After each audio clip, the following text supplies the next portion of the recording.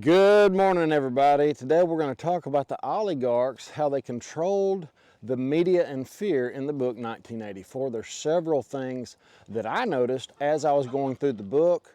There was some news this morning about J.P. Morgan acquiring First Republic Bank. We're going to get into all this, but first I got to let the chickens out.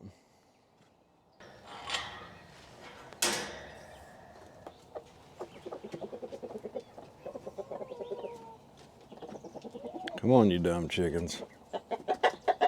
You like my magnet set up on my door? Then I'm gonna go through the woods and walk a little bit because we don't ever get to do that. I miss being in the woods. We're back in the creek bottoms and it's so quiet and the birds are singing. It's just a really nice place to be. It's a cool morning. There's not many mosquitoes out right now because this summer this place is brutal with mosquitoes and other bugs. We're gonna go through the thought pattern of George Orwell. I really want to talk about how it came to be and what we can take from the book and relate it to everyday life that we're experiencing now. So hit the like button, subscribe, and ring the bell. Check your subscription. There's people being unsubscribed constantly. I don't know exactly what I've been talking about that hit the algorithms that they didn't like, but hitting the like button will help me get out of that, I hope. And this is just a book. This isn't the Bible. This isn't history.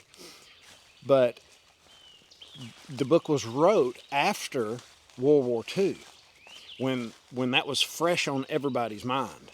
That's one big takeaway. So you've got the thoughts of a man that lived through that era on paper in a fictional style that you can relate to unfiction or reality.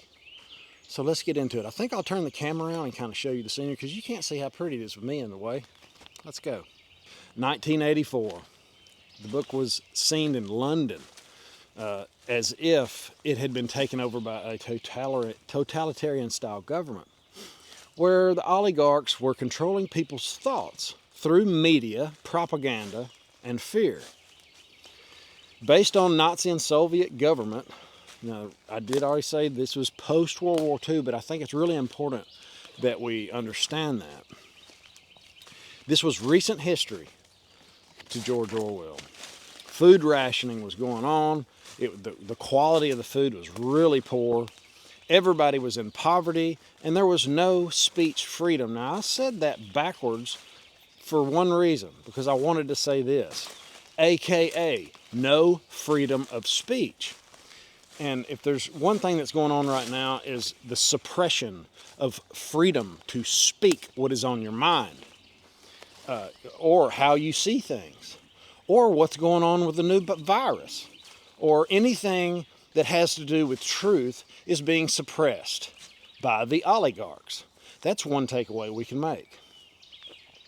There was constant propaganda about a war, a perpetual war that never ended, that nobody understood. There was North Korean style omniscient government that would tell you what to do and exactly how you would do it. And it wasn't enough to do it. It wasn't enough to do what they said. You had to believe it to be true. You couldn't just go along to get along. You had to actually think these thoughts were true, like 2 + 2 = 5. And if you thought different, you were wrong. And you could be put in the gulag for just thinking your own thoughts. They had the thought police that would monitor you constantly through electronics that you could not turn off. That keeps me in mind, puts me in mind of an iPhone. You can't even take the battery out of an iPhone, guys. You can't turn it off. There was constant surveillance, and the people that were being surveyed were in their homes. They were hiding from the TV set. They would try to get in the shadows. They would try to talk without talking with each other in front of electronics. Now, it's strange he mentioned electronics back in the early 40s, before everybody had a phone in their pocket. I also feel obligated to bring up TikTok. If you have not seen my video on TikTok, I will put a card right here, right up there at top. You can watch it. But they are obligated by law in China to divulge all the information they mine through the TikTok app to the CCP. So just know your information, what you like, what you don't like, all that, the apps on your phone, your keystrokes, all that is being recorded and being divulged to the CCP. Please understand that as you're scrolling through watching kitty cat videos and, thinking you're doing stuff that couldn't hurt anybody. There was no sex. There was no thoughts. It was pretty gloomy. It was a lot like the Thunderdome. And just so you guys know, anything post 2020, I consider the Thunderdome. Anything goes. It doesn't, the next 10 years is going to be nothing like the last. And when I talk to the intelligent, what I consider intelligent and smart people that are really forward thinkers, and even Elon Musk, after 10 years, who knows? Who knows what 15 and 20 years brings?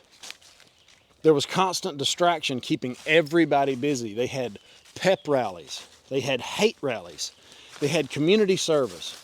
They had mandatory exercise that you had to do. It was, if you didn't show up for it, they would come find you and want to know why. There was constant destruction of history. Now, if that doesn't hit home, you could not keep a diary. He did.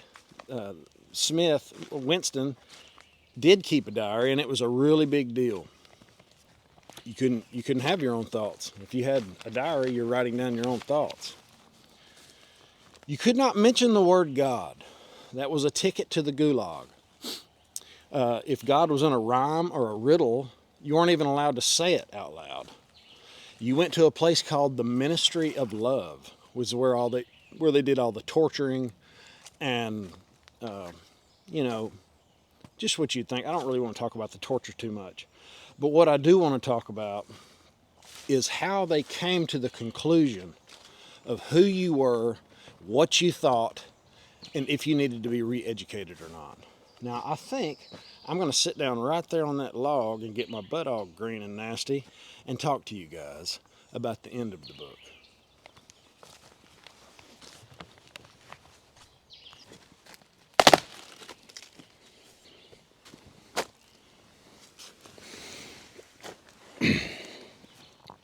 So guys, what I noticed that I haven't heard anybody speak of this book in a long time, other than kind of the thought process behind things.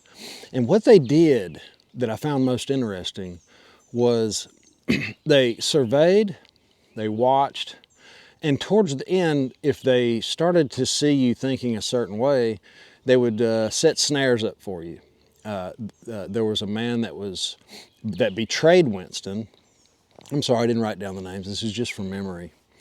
There was a man that betrayed Winston, and the main character in the book pretended like he was part of the people that were rebelling against the party. And they went to great lengths to see what he would do. Like, will you throw battery acid in sulfuric acid in a baby's face? What wouldn't you do? Would you do all these things that you would normally do, but everything they did was to see how far you would go to rebel against the party. So after they did this, they would give them a book. They say, okay, so-and-so is going to bring a book to you. It tells you everything, the history and how the party came to be and what actually happened. So yes, I'll read the book. And he had to hold it for so long. He carried it around in his briefcase. They made a briefcase swap. And they pinned them down on what they actually thought. Now, do you think that's going on in society now? I'm not saying Twitter is doing this in any way. I'm just saying we are being watched. What we like and don't like is known to the party. And I think there's a lot more going on than what we've seen. Just like today, First Republic Bank is getting bought by JP Morgan. This is exactly what we've been talking about. I mean, it's a bummer to be right on this kind of stuff. I think more banks are going to fail. We might even see one next Friday or the next. They always do it on Friday. And this is just more smaller banks being consumed by a massive central bank that will employ FedNow.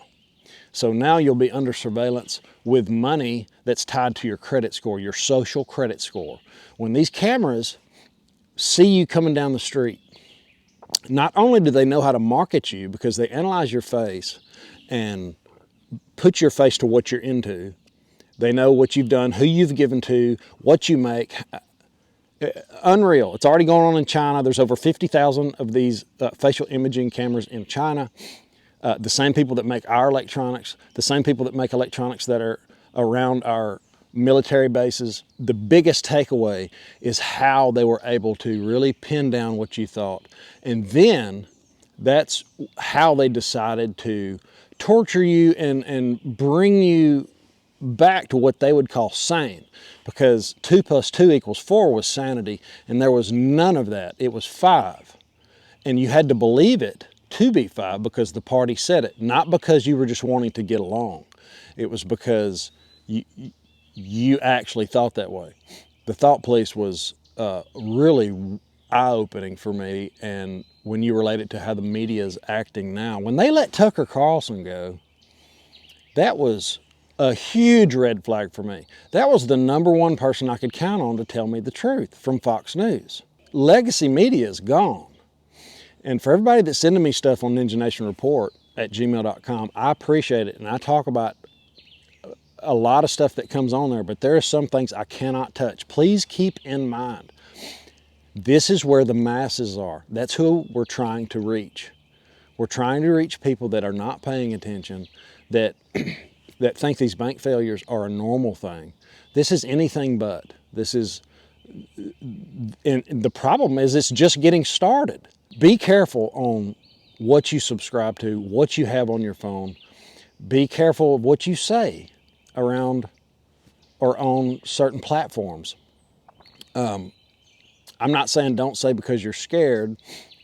I'm just saying there's other ways to do it without carrying pitchforks and setting things on fire, if you know what I mean. Trying to get ready in a sophisticated way. Don't just run out on the battlefield, guns a-blazing type situation. So, guys, if you hadn't read the book, I don't know if I'd recommend it. It's pretty gloomy, and I really don't like reading that kind of stuff. But the stuff I was able to take away from the book was worth the read. It was, or the listen. I listened to it. And I'm going to run that video of David Morgan tomorrow and how he was kind of relating and talking about the same thing. Guys, I appreciate you being here. Appreciate you, everybody in the comments. You mean a lot to me. You are appreciated. Have an awesome, awesome day. We'll see you in the next one. Later.